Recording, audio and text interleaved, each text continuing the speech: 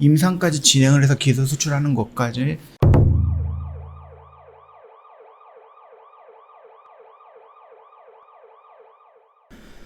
네, 안녕하세요. 허브경론TV 차호영입니다. 오늘 볼 종목은요, 레고캠 바이오라는 종목을 좀 보도록 하겠습니다. 이거 얼마 전에 한번 살짝 이슈가 나왔던 얘기 한번 언급을 해드렸었는데, 항암 치료제 임상채비에서 김영주 가치 높여갖고 기술 수출 민다. 이런 얘기가 하나 나왔습니다. 이거 다시 한번 좀 보도록 할 건데요. 김용준님은 대표님이세요. 대표이사예요. 일단은 확보한 항암 치료제 후보물질 임상 1상 진입을 준비하고 있다라고 합니다. 이거 같은 경우는 예전에는 그냥 단순하게 기술 수출만 해가지고 나왔던 거기서 나오는 파이보다는 이 임상까지 진행을 해서 임상까지 진행해서 수출까지 성공했을 때 나오는 페이라든지 이런 거 조금 비교한다라고 하면은 한 2배에서 3배 정도의 가치 차이는 난다라고 언급을 해드렸죠. 이미 임상에 필요한 자금이라든지 기술력을 확보할 만큼 올해 안으로 전임상 시험을 마친 뒤에 2020년 미국에 설립하는 그 임상시험 전문 자회사를 통해갖고 임상 1상 그 시험을 추진할 것으로 예상을 하고 있습니다. 여기에서 회사의 가치가 한 단계 더 높아질 가능성은 있는 겁니다.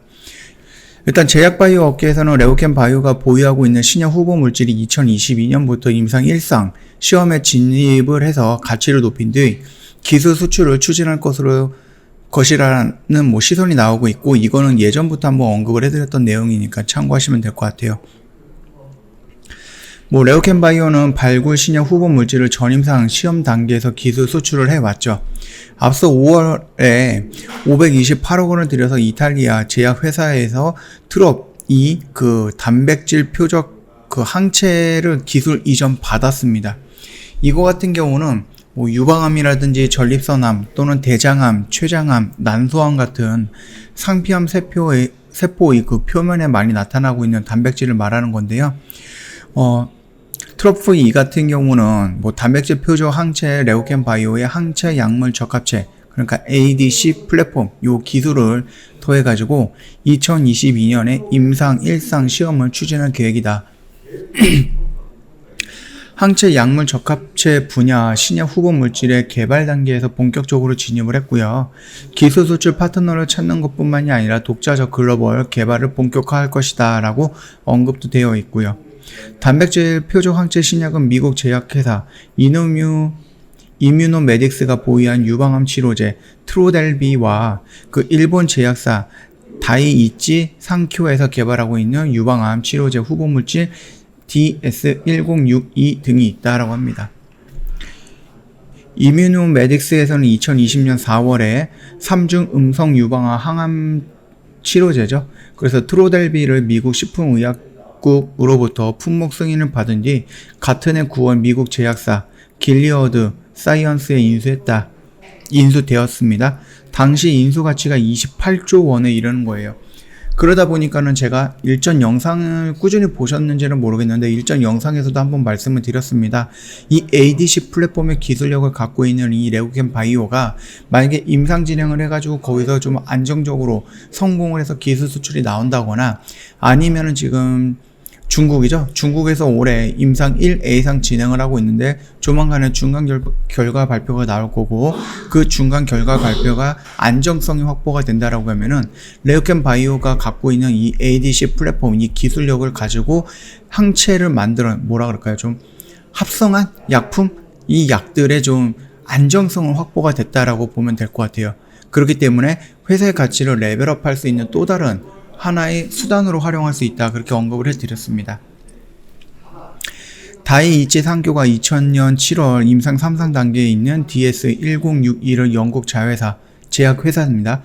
아스트라제네카에 총 계약금 6조 5천억 정도 규모의 수출을 했습니다. 기술 수출을. 그렇기 때문에 그냥 단순하게 기술 수출하는 것과 임상까지 진행을 해서 기술 수출하는 것까지 이런 규모는, 계약금 규모는 너무나도 차이가 많이 난다 라고 말씀을 드리는 겁니다.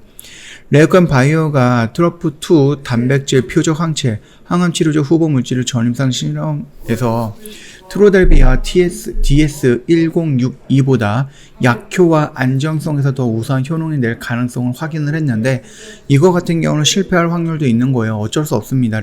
그 제약 바이오 같은 경우들은 뭐 신약을 만들든 약물을 재창출하든 이런 부분에서는 실패라는 키워드도 늘 갖고 있어야 된다. 그렇게 좀 말씀을 드리도록 하겠습니다. 뭐 여러 건의 신약 후보물질 기술 수출을 이뤄내면서 후보물질 발굴 기술력을 증명을 했고요. 그 과정에서 자금도 확보를 했어요. 임상 1상 그 시험에는 평균 50억 정도의 비용이 들어가는 것으로 알려져 있죠.